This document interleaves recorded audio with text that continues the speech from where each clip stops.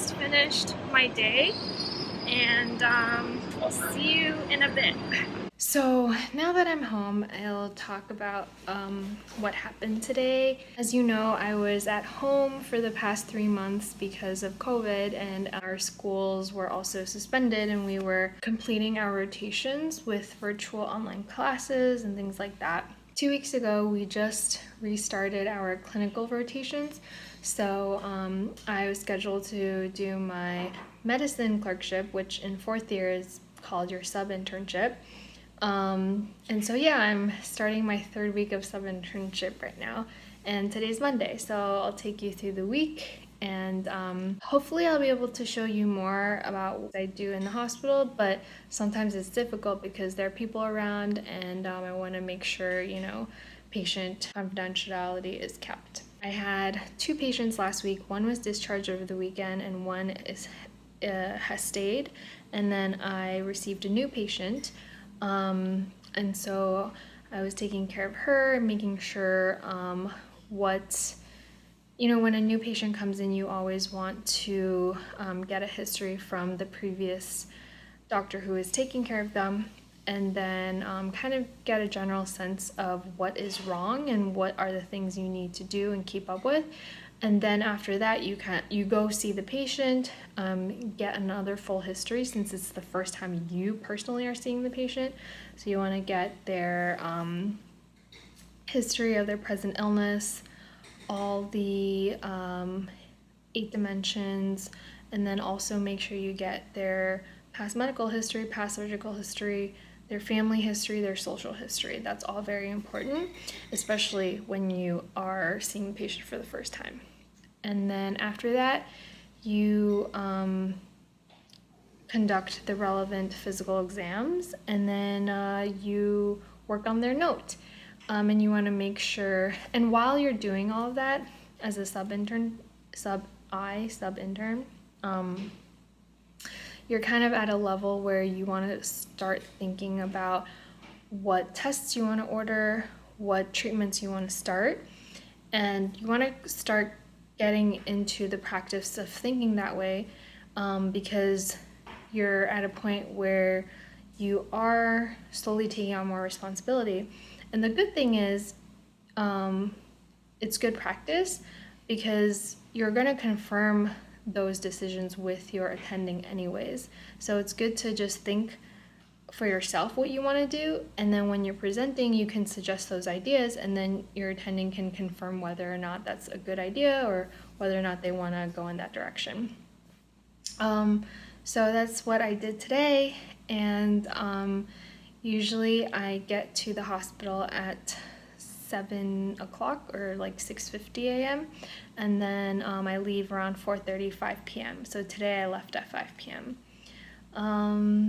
Yeah, and then there are so many stories and things that I'll also get into later.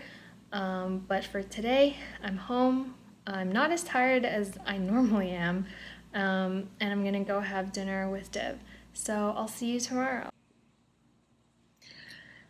Morning, guys. So normally I go to sleep at 9 or 10 p.m. because I have to wake up at 5. But yesterday I had some work to do, so I was finishing that up and ended up sleeping at midnight. So kind of tired this morning.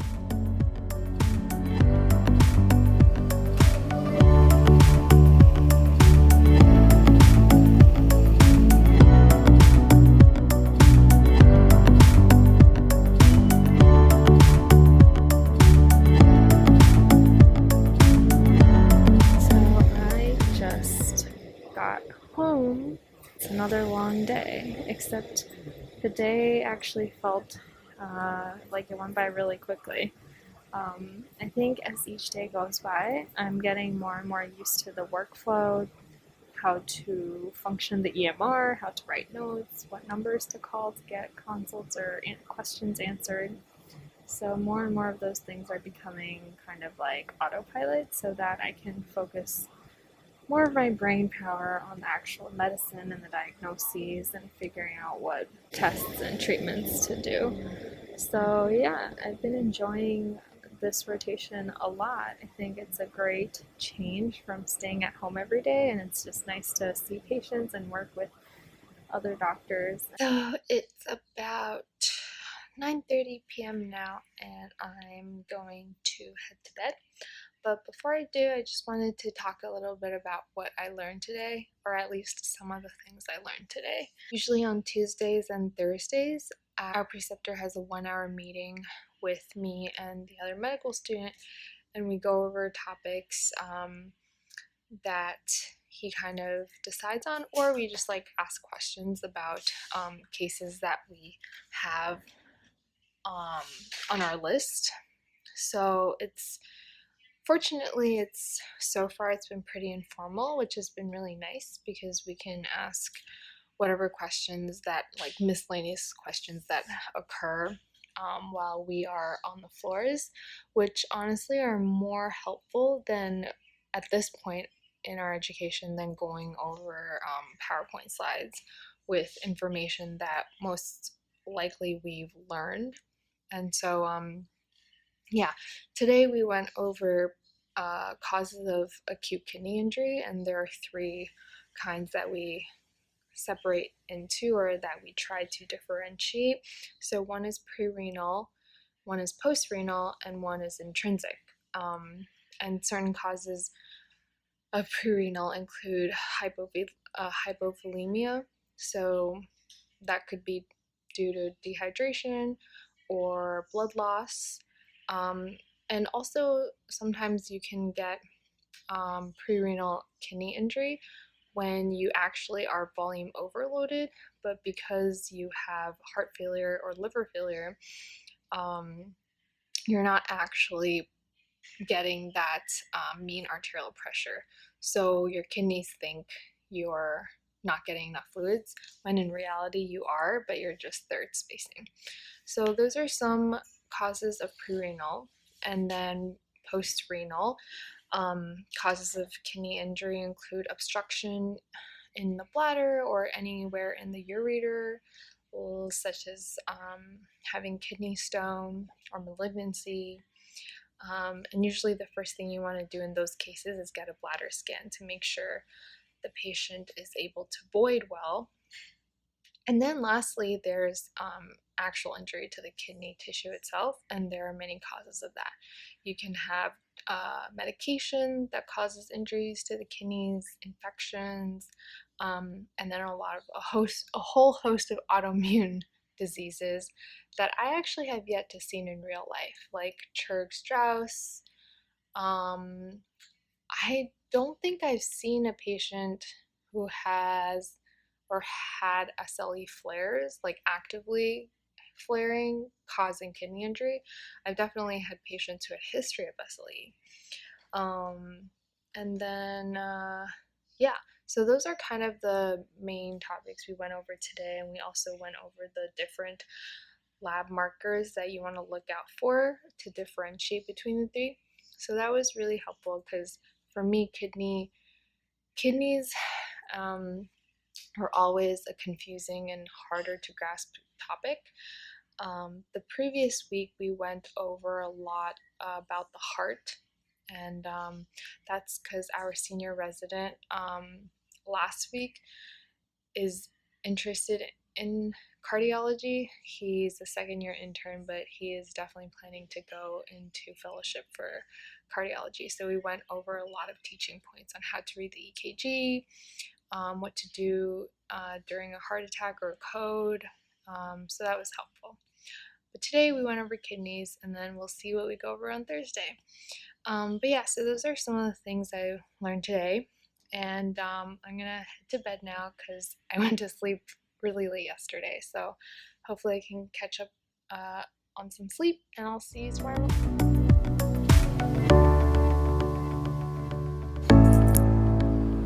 Hey guys, so this morning I was on autopilot and I took the wrong path train. So now I am not where I'm supposed to be, but I'm gonna walk to the next subway station and then take the 6 up to my hospital.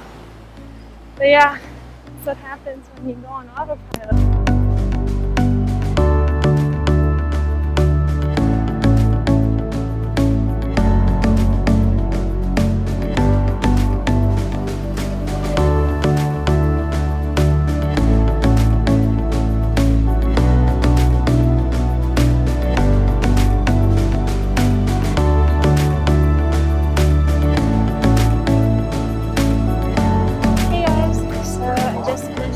Day. I'm heading home now, so I'll see you guys at home. Home now. Just washed my face and disinfected my hands and everything.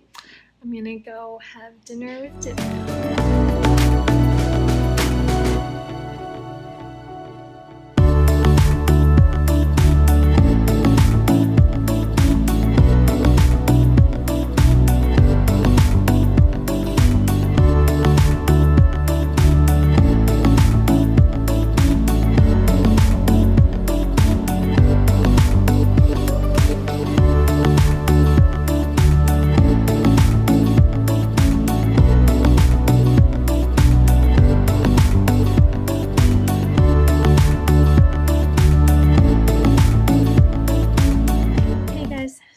I just saw my patients in the morning, and right now I am writing the note up for my patient. All my co-residents and med students are seeing patients right now as well. So yes, that's what I do in the morning.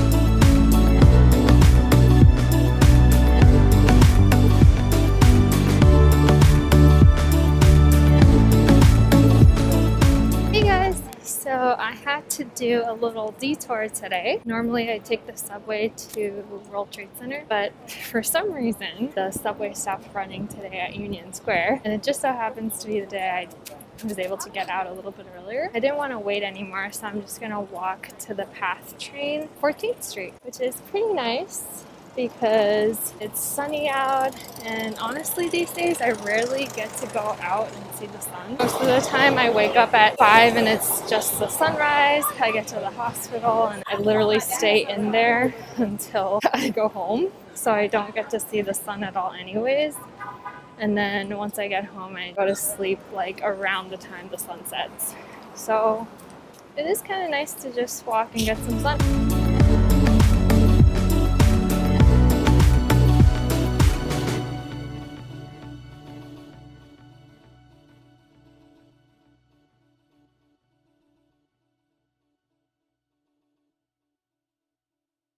And with that, another day is done. So I just got back home and I'm gonna go freshen up and have dinner.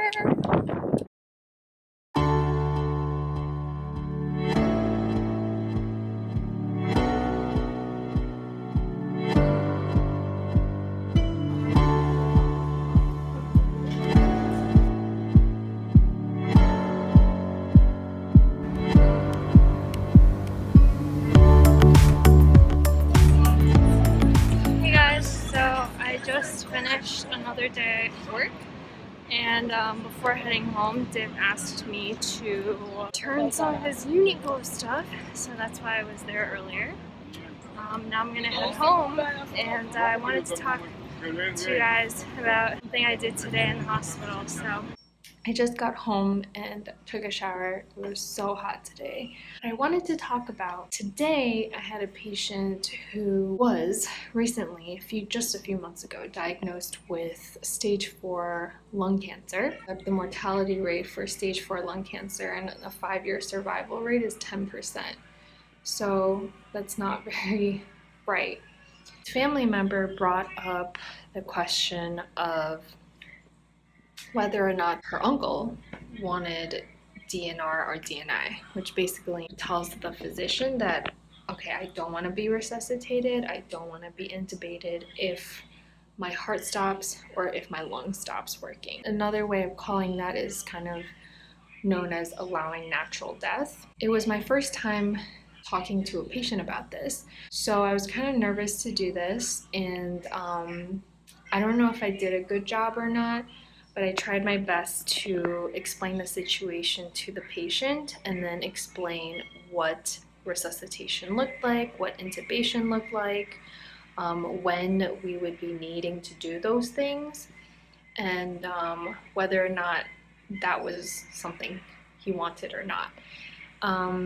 And it's also a little bit more nuanced in that in this patient, he does have a terminal illness. So even if we did intubate or resuscitate him, it doesn't necessarily cure his cancer. And so I tried my best to explain the situation. I think I can definitely work on this more. It was my first time.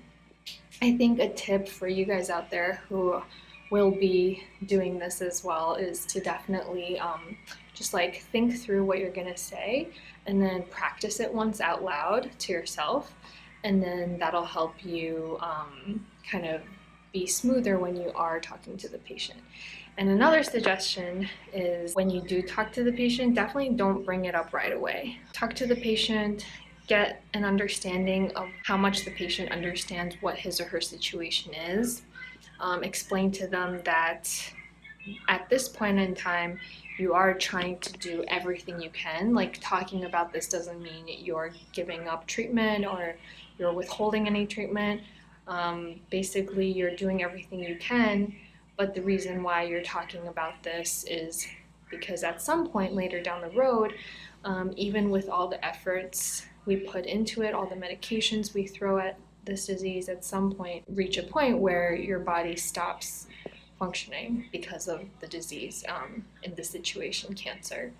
So you want to emphasize that talking about this doesn't mean you're stopping treatment right now. It just means that we're doing everything we can right now, but we want to prepare for the future, and also do things by the wishes of the patient. One thing to take away is that, we all pass at some point, and I think it makes you cherish more what you have now when you are faced with death. And you can learn so much from your patients. And this is definitely something I want to work on more and improve on. But I just wanted to share this experience I had today. And I'm sorry, it's kind of weird. I'm like in the bathroom. But I just showered. I wanted to talk about it with you real quick.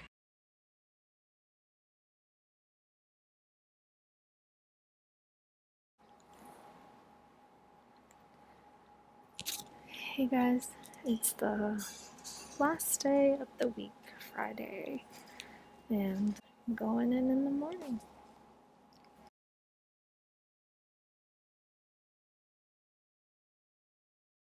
Yeah, what is that?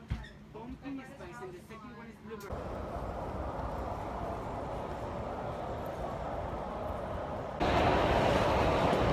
Can't believe it's my last day today. I felt like a month went by so quickly, but I just finished my last day of my sub-internship in medicine.